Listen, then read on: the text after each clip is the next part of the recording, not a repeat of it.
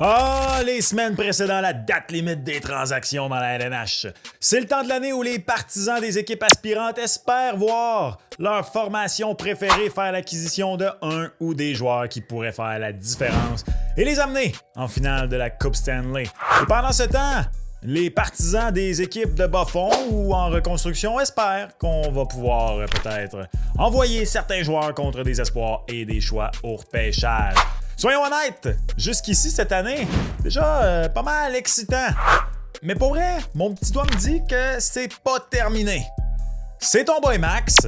Salutations distinguées aux membres de la chaîne. Toi aussi, deviens membre et profite de tous les avantages en cliquant sur le lien dans la description de cette vidéo. Assieds-toi! Prends un verre, une pointe de pids, une crème glacée. Mais surtout, enjoy the show!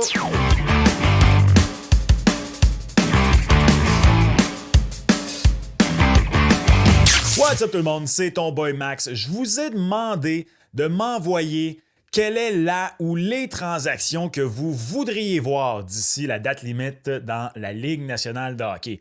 Donc, pas nécessairement ce que vous pensez qui va arriver, pas nécessairement non plus peut-être ce qui est le plus réaliste, mais ce que toi, oui toi, tu veux le plus voir. Et honnêtement, vous m'avez envoyé des désirs, en tout cas, une petite liste assez intéressante. On va regarder ça ensemble, mais surtout, reste jusqu'à la fin de la vidéo parce que ton boy va te révéler ce que lui, il veut voir le plus d'ici la date limite des transactions. OK, sans plus tarder, on regarde vos demandes. Ben non, c'est pas vrai, c'est pas sans plus tarder parce que, je suis désolé, je dois te le demander à toi. Oui, à toi, qui écoute les vidéos de ton boy et qui n'est pas encore abonné. Qu'attends-tu? Tu ne veux pas supporter le contenu indépendant, tu ne veux pas avoir du plaisir avec ton boy à jaser de hockey, s'il te plaît, ça prend 0,5 secondes. L'objectif est d'atteindre 20 000 abonnés en 2025. Et pour ça, il faut que chaque personne qui regarde les vidéos donne un petit peu du sien. Ça coûte rien, ça prend 0,5 secondes. Tout ce que tu as à faire, c'est cliquer. Ajoutons la petite cloche pour être certain de manquer aucun contenu. Et maintenant, voilà, c'est fait, t'es abonné à la chaîne. OK, là, pour de vrai, on regarde vos demandes au Père Noël. Spells25 aimerait voir Brad Marchand au Colorado et Jordan Kyrou contre un choix de deuxième ronde et Joshua Roy. OK. Tu veux voir Brad Marchand au Colorado? Moi, personnellement, je veux voir Brad Marchand brûler en enfer. Non, c'est une blague, le capotez pas, fan des Bruins de Boston. Ceci étant dit, c'est pas quelque chose que je détesterais. Brad Marchand au Colorado, je verrais honnêtement Marchand sur le deuxième trio. Je pense pas que tu le placerais aux côtés de Nathan MacKinnon. Je pense que Artturi Lehkonen est parfait aux côtés de MacKinnon. Et après ça, ben, un joueur de talent plus comme Jonathan Drouin, je trouve que c'est très intéressant. Ou, bien sûr, Martin Nechatz maintenant qui est là. Bref, n'importe quel de ces trois gars-là, je les vois aux côtés de MacKinnon plutôt que un Brad Marchand. Mais justement, prends n'importe quel des trois que je viens de mentionner, mais là avec Marchand sur le deuxième trio. En ce moment, c'est Casey Mittelstadt, au moment que j'enregistre, qui est toujours là comme deuxième centre de l'Avalanche du Colorado. Moi, personnellement, je voudrais voir l'Avalanche faire l'acquisition d'un gars qui serait meilleur que Mittelstadt comme deuxième centre. Mais pourquoi pas? L'Avalanche, historiquement, particulièrement lorsque la première fois qu'ils étaient une puissance à la fin des années 90, tournant des années 2000, nous ont habitués à des transactions pour des vétérans très intéressants. C'est pas quelque chose que je tomberais des nues si ça arrivait. Il y a des rumeurs avec la chute au classement des Bruins de Boston, comme quoi Brad Marchand, qui est agent libre sans restriction à la fin de la saison, pourrait effectivement être transigé et aller terminer sa carrière ailleurs que dans Beantown. Pour ce qui est de Jordan Kyrou, je sais que Jordan Kyrou est pas mal listé n'importe où comme centre. Mais Spells, Jordan Kyrou, c'est pas un centre. Tu dis que tu aimerais ça le voir venir jouer comme deuxième centre, le contrat est intéressant et tout ça. C'est pas un centre, Jordan Kyrou. Il n'a jamais pris plus de 15 mises en jeu en une saison régulière. Donc même, peu importe que ce soit Robert Thomas ou Braden Shen avec qui il joue, lorsqu'il est tassé de la mise en jeu, c'est règle générale, même pas lui, la deuxième option pour aller prendre une mise en jeu. Donc Jordan Kyrou, c'est un ailier qui est rapide, qui est capable d'amener la rondelle au filet. Donc dans l'optique où le Canadien a besoin d'un deuxième centre, non, c'est pas personnellement quelque chose que je voudrais voir, Jordan Kyrou. C'est un joueur que j'aime bien, mais non, c'est pas un gars que je ciblerais si j'étais le Canadien de Montréal, même si C'est un gars en termes de production offensive qui est très intéressant. Et de toute façon, il y a des rumeurs présentement qui circulent entourant les Blues de Saint-Louis. Les Blues sont dans une drôle de situation. Hein? On a changé d'entraîneur-chef. On est allé chercher Montgomery quand il a été congédié par les Bruins de Boston. L'objectif était de faire les séries cette année. On a conclu avant la pause des 4 nations avec seulement 3 victoires à nos 10 derniers matchs. Donc, en absolu, en termes de points, on n'est pas si loin que ça d'une place en séries éliminatoires. On n'est pas complètement écarté de la course, mais il y a beaucoup de rumeurs justement à savoir qu'est-ce qu'on va faire. Est-ce qu'on va laisser aller des joueurs? Est-ce qu'on va au contraire aller chercher de l'aide? Le gars dont on parle le plus, par contre, c'est Brayden Schenn. Et pour moi, ça a beaucoup de sens. Si je suis les Blues de Saint-Louis, personnellement, je bâtis autour de Kyrou et Robert Thomas. Ah ouais, t'as surveillé. No Mike, no friends. Salutations. J'aimerais voir Pittsburgh échanger un de leurs vétérans. Il est temps. Je suis d'accord.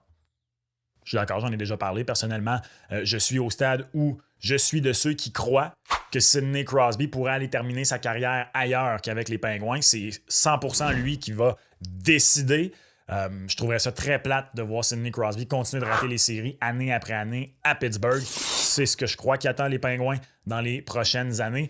Le problème, je dirais, par contre, no Mikes, no friends, c'est que peut-être Gino pourrait être transigé à date limite, mais je pense pas. Je pense que dans tous les cas, ce serait des transactions d'été. Il reste une autre année de contrat à Evgeny Malkin. Je pense qu'à une année, à peine au-dessus de 6 millions par année, il va être un centre de deuxième trio extrêmement intéressant pour une équipe qui voudrait de lui l'an prochain si lui aussi veut quitter Pittsburgh. Sidney Crosby, s'il a à quitter Pittsburgh, ça va se faire dans l'été. On va s'asseoir avec. Ça va être Sid, quelle est l'équipe ou les deux équipes où tu serais prêt à aller? On va s'entendre sur une transaction et on va t'envoyer là sans problème. Je pense pas que c'est une transaction qui peut survenir en saison régulière. Je peux me tromper, bien sûr. Ce n'est que mon opinion. Ça vaut ce que ça vaut. Donc, je suis pas mal convaincu que Sidney Crosby va conclure la saison avec les Penguins de Pittsburgh. Pour ce qui est de Christopher Le Temps, le problème avec Le Temps, c'est le contrat. Donc, il reste encore quelques années à Christopher Le Temps avec son contrat là, qu'il a signé il y a quoi, 2 ans de ça. Je pense que les Penguins de Pittsburgh vont devoir retenir du salaire de Christopher Le Temps si on veut le transiger. Il reste tellement de temps à son contrat et malheureusement pour Le Temps, Le Temps a fait son temps. Je suis vraiment désolé. Je peux pas croire que je viens de dire ça. Je trouve qu'il est le plus difficile à transiger des trois. Donc moi aussi, j'aimerais ça voir ces 3 gars-là qui sont 3 légendes aller terminer leur carrière ailleurs simplement pour pas conclure ça avec une équipe qui n'aspirera plus aux séries. Je pense pas par contre que ça va survenir pendant la saison. Je pense que ça arriverait pendant l'été si ça avait à se faire. Dans l'ordre, je pense que Gino est peut-être le plus susceptible à partir en deuxième, Sid en troisième, Christopher Le Temps, simplement parce que, comme j'ai dit, je trouve que Christopher Le Temps est probablement celui qui a le moins de valeur présent. Super Poulet, un trade entre Kings et Islanders. Donc, aux Islanders, Tanner Jeannot et Kyle Burrow et le choix de première ronde 2025 des Kings et à LA, Brock Nelson. Selon moi, je trouve que les Kings manquent de bons ailiers de deuxième trio et je trouve que Nelson serait un bon choix pour les Kings pour réussir à passer une ronde. Ouais, Brock Nelson aussi joue au centre là, avec les Islanders de New York. C'est le genre de bon vet. Je trouve que Brock Nelson a du... On dirait que je pourrais le voir avec les Kings. D'ailleurs, ses cheveux, ça serait beau avec le silver des Kings de Los Angeles. Mais blague à part, je peux voir ça arriver. Je suis moins certain du retour pour les Islanders de New York. Je parlais des Blues de Saint-Louis il y a quelques instants à peine. Vous êtes plusieurs à croire que les Islanders se dirigent vers une reconstruction. Je vois vraiment pas les Islanders se diriger vers une reconstruction. D'abord, le vieux loup, il a 82 ans. Veut-il vraiment rebâtir? Très bonne question. Est-ce que Patrick Roy voudrait vivre une reconstruction? Il a-t-il été embauché pour ça? Je trouve qu'on a encore quand même des joueurs très intéressants, particulièrement, bien sûr, on commence devant le filet avec Elias Sorokin. Tu as aussi Bo Horvat, qui est signé à long terme avec les Islanders. Donc, je trouve que la transaction... Pour les Kings, je suis d'accord, elle a beaucoup de sens. Je pense que c'est une acquisition qui aiderait les Kings. L'Ouest est infernal cette année. Écoute, les Kings, c'est une belle équipe, mais pour vrai, en ce moment, j'ai l'Avalanche devant les Kings, les Stars devant les Kings, les Jets devant les Kings, les Oilers devant les Kings. Qui j'oublie? J'ai l'impression d'oublier quelqu'un. En tout cas, t'as au moins 4 équipes que je place. Ah, les Golden Knights! Voilà, les Golden Knights de Vegas. T'as au moins 5 équipes que je place comme favoris devant les Kings de Los Angeles. Brock Nelson, ça pourrait être une belle acquisition qui pourrait effectivement les aider. Charles Thériault, nos 2 choix de première ronde cette année et Logan Mailloux contre Matthew Barzal. Centre équivalent au meilleur que Suzuki qui fitterait incroyablement avec Demidov sur une deuxième ligne. Je sais pas si c'est trop, pas assez payé. Si les Islanders visent une reconstruction, je trouve pas ça fou. Ben justement, comme je viens de dire, je pense pas que les Islanders visent une reconstruction. Je pense pas non plus qu'on voudrait transiger Matthew Barzal. Je trouve honnêtement que ce que t'offres, c'est intéressant pour Matthew Barzal. Donc, nos 2 choix de première ronde cette année, Logan Mailloux et... le problème, c'est que le Canadien ne transigera pas son premier choix tant qu'il ne saura pas où il est le premier choix. Donc, je suis pas mal convaincu de ma shot. Je peux me tromper. Je peux vraiment me tromper sur celle-là, mais je suis pas mal convaincu de ma shot quand je dis que le Canadien ne transigera pas son propre premier choix tant qu'il ne saura pas il est où le premier choix. Au moment de l'enregistrement de cette vidéo, le Canadien est 10e par le bas, donc le Canadien, s'il gagne la loterie, il peut grimper jusqu'au premier rang. Je vous rappelle que les 11 dernières organisations, les 11 dernières équipes de la Ligue nationale de hockey, depuis la nouvelle façon de procéder, le nouveau système en place, s'ils gagnent la loterie, si elles gagnent la loterie, ils peuvent monter jusqu'au premier rang. Tu peux monter de 10 rangs maximum. Donc, le Canadien, en étant 10e par le bas, si je ne me trompe pas, c'est 5% de probabilité de repêcher au premier rang. Mais en ce moment, l'endroit où tu as le plus de chances de repêcher, ben, c'est 10e. Donc, l'écart est énorme. Donc, je suis convaincu que le Canadien ne fera pas ce genre de transaction-là tant qu'il ne saura pas où il va repêcher avec son propre choix. Je suis pas mal sûr de ma shot quand je dis que Calgary va au pire se battre jusqu'au bout pour une place en série et que donc, à moins qu'on gagne la loterie, que dans ce cas-là, on grimpe jusqu'à peut-être 6e, mais même à ça, le choix, il y a des protections là, qui entourent le choix des Flames de Calgary. Je pourrais plus voir le Canadien transiger ce choix-là que son propre choix, qui, je suis convaincu, ne bougera pas. Donc, encore une fois, ça, je pense que c'est une transaction. Je dis pas que c'est impossible. Je pense plus que c'est une transaction pour l'été quand le Canadien va avoir une idée, ou plutôt va savoir carrément, où se situe son premier choix. Pour Matthew Barzal en tant que tel, je déteste pas l'idée de Matthew Barzal. Moi, je vous l'ai dit dans une précédente vidéo. Je pense que un joueur de centre, c'est un joueur de centre de top 6. C'est une énorme priorité pour le Canadien en vue de la prochaine saison. Encore une fois, je pense pas que les Islanders de New York veulent rebâtir proprement dit. J'aime Matthew Barzal. Ceci étant dit, il y a 2 saisons de 80 points, sa saison recrue, et après ça, il a fallu attendre jusqu'à l'an dernier. Et là, cette année, il y a eu des blessures. C'est aussi quelque chose qui arrive pour Matthew Barzal, des blessures. J'aime le joueur. Est-ce qu'il est assez constant? Est-ce qu'à ce stade-ci de sa carrière, il est dans la fin vingtaine? C'est vraiment le joueur que tu veux cibler? Je sais pas. C'est définitivement un joueur qui est intéressant. Titoine 064, on reste avec le Canadien. Cousin à Montréal pour un premier choix. Un choix de 3e ronde, Mailloux et Dak. Ça c'est une transaction intéressante. Bravo à toi, Titoine. Ça, c'est quelqu'un qui met pas ses lunettes de partisan et qui pense que Logan Mailloux puis un choix de première ronde va aller te chercher Connor McDavid. Je blague. Le choix de 3e ronde me fait particulièrement rire ici. Juste un petit choix de 3e ronde. Je pense que Mailloux et Dak, c'est peut-être... Non, je suis pas de ceux qui croient que la valeur de Logan Mailloux est si haute que ça. Comprenez-moi bien, elle est intéressante, mais Logan Mailloux, jusqu'à preuve du contraire, c'est un joueur qui a un potentiel offensif assez intéressant, mais dont le QI hockey lui fait en sorte qu'il a des carences défensives qui, en ce moment, pour moi, c'est ce qui l'empêche d'être un joueur régulier de la Ligue nationale de hockey. Il est tout jeune, il peut corriger ça. Il y a une charpente intéressante. Je pense qu'il y a des équipes qui peuvent être intéressées à lui. Mais Mailloux et Dak pour Cousins, ben, peut-être que ta proposition peut être acceptée, en fait. Pour être bien honnête, là, c'est pas fou. Je serais pas déçu si ça arrive. Ça peut être une transaction qui, à travers le temps, peut devenir gagnant-gagnant. Tout dépend de ce que le choix de première ronde devient, tout dépendamment de ce que Logan Mailloux devient. Et après ça, est-ce que Kirby Dach peut être un joueur de top 6 à Buffalo? Honnêtement, je pense que d'un point de vue montréalais, je dis oui à ça. Puis je trouve pas que c'est le genre d'offre ridicule qui n'a pas de bon sens non plus du côté de Buffalo. Laissez-moi savoir ce que vous pensez de cette offre-là en commentaire. Moi, je trouve ça intéressant. Québec, Marc Québec. Armia Evans est peut-être un prospect. Ces deux-là ont une pas pire valeur. Si on peut aller chercher un bon centre, moi, je suis all-in. Marc, prends-le pas mal, s'il te plaît, Marc. Avec respect. C'est sûr, t'es all-in. L'autre équipe sera pas all-in. Voyons donc. Il y a personne qui va te donner... Ben, en fait, il faudrait définir un bon centre. C'est quoi un bon centre? Je suis pas en train de dire qu'ils n'ont pas une bonne valeur dans un package ensemble, Evans et Armia. Sauf que l'équipe qui va faire l'acquisition de ces deux joueurs-là, qui sont agents libres sans restriction à la fin de l'année, ça va être pour un parcours éliminatoire. Ça va être, au pire, pour une location. Je pense pas qu'on va être intéressé à signer Yoel Armia après ça. Je peux me tromper. Et dans le cas de Jake Evans, peut-être. Mais le but va être non seulement de faire les séries, mais d'aller loin en série avec ces deux gars-là sur ton désavantage numérique. Donc, tu vas pas donner un bon centre en retour. Je sais pas, moi, on vient de parler des Kings de Los Angeles, on t'en pas, à titre d'exemple, Philippe Danault. Je prends juste le premier exemple qui me tombe en tête de qui est un centre numéro 2 au sein d'une formation qui pourrait faire l'acquisition de Armia et Jake Evans. T'sais, on parle beaucoup des Devils du New Jersey. On va pas te donner un bon centre pour ces gars-là. Je sais pas, moi, les Rangers de New York, on va pas te donner Vincent Trocheck. Puis là, prenez n'importe quelle équipe que vous voulez. Là. Bref. Après ça, Nashville, à titre d'exemple, parce que vous êtes plusieurs, je le sais, qui voulaient Ryan O'Reilly. Ben, Nashville n'a aucune raison de faire ça. Nashville va pas faire les séries. Ils vont pas aller chercher des joueurs de location. Bref, je pense pas qu'un bon centre, c'est ce que tu vas avoir pour ces gars-là, malheureusement. Marc, désolé. Bruno Williams, Bédard quitte Chicago.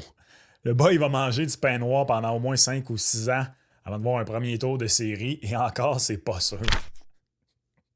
Ça, c'est très drôle. Écoute, les chances que Connor Bedard quitte Chicago d'ici la date limite des transactions, 0%. Si je pouvais aller dans le négatif, j'irais. Ceci étant dit, pouvez-vous imaginer un instant? Si Connor Bedard, qui va être agent libre avec restriction l'an prochain, décide « Moi, je prolonge pas, puis je prends une chance qu'une équipe me fasse une offre hostile. » Ah, ça serait glorieux. Le chaos, toi, chose. Ça arrivera jamais, là. Mais merci de m'avoir mis cette idée-là en tête. J'aime. Romans 1,26-27. C'est un verset, ça? Middlestad et un 2 avec un petit quelque chose contre Sam Bennett. Wow! A-t-on déjà vu deux aspirants à la Coupe Stanley d'une conférence différente se faire une transaction comme ça en saison? Vite comme ça, il n'y a rien qui me vient en tête. Je pense pas que ça arriverait. Je pense que les Panthers de la Floride sont mieux servis avec un dernier printemps avec Sam Bennett pour essayer d'aller gagner une deuxième coupe de suite. Je pense pas que l'Avalanche irait jusqu'à sacrifier Casey Middlestad pour Sam Bennett, à moins que ça vienne avec une prolongation de contrat automatique, un genre de sign and trade. Je vois pas cette transaction-là arriver, mais tu sais, honnêtement, c'est pas si fou que ça non plus. J'aime la créativité de cette transaction-là. OK, maintenant, il y a deux transactions personnellement que j'aimerais beaucoup voir d'ici la date limite. La première, on parle beaucoup chez les insiders que le Canadien a une approche hybride. Moi, je conduis une hybride. Kent Hughes, il prend l'approche hybride d'ici la date limite des échanges. Et que oui, peut-être qu'il va vendre des joueurs comme David Savard, Yoel Armia, Jake Evans, Christian Dvorak, peu importe, mais aussi qui n'est pas contre l'idée immédiatement de faire une transaction au hockey qui améliore le club à long terme. Et moi, je veux voir cette transaction-là. Est-ce qu'elle est plus probable pendant l'été? Honnêtement, oui. Fort probablement.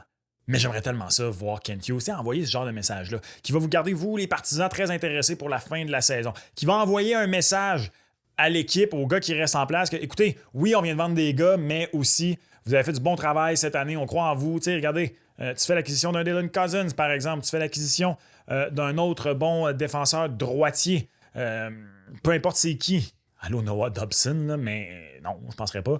Peu importe, mais un centre de deuxième trio. Peu importe de qui il s'agit, là, est-ce que c'est Dylan Cousins ou un autre, je l'ignore. Mais j'aimerais voir le Canadien faire cette transaction-là d'ici la date limite plutôt qu'attendre à l'été, personnellement. La deuxième transaction que j'aimerais voir, par contre, elle va peut-être sortir un petit peu de nulle part. J'aimerais voir les sénateurs d'Ottawa y aller all-in.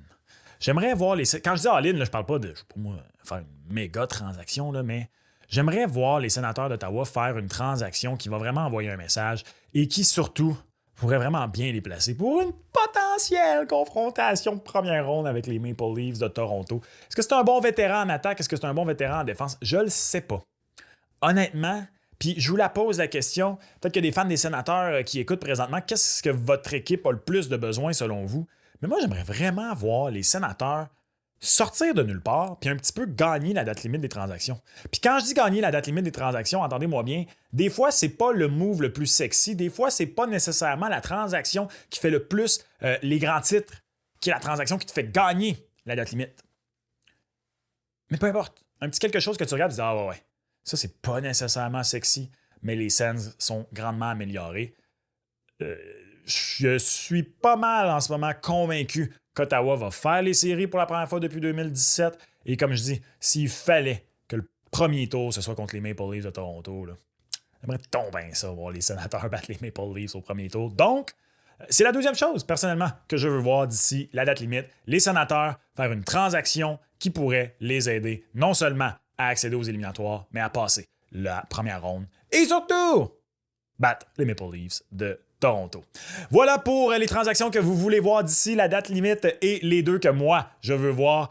Laisse-moi savoir en commentaire, toi, qu'est-ce que tu veux voir, quelle équipe ça concerne et surtout, pourquoi? Tu veux savoir pourquoi je pense que pendant la Coupe des 4 Nations, Kent Hughes pourrait préparer un grand coup? Ben écoute ce contenu qui est disponible sur ma chaîne. Et comme toujours, on se reparle dans une prochaine vidéo.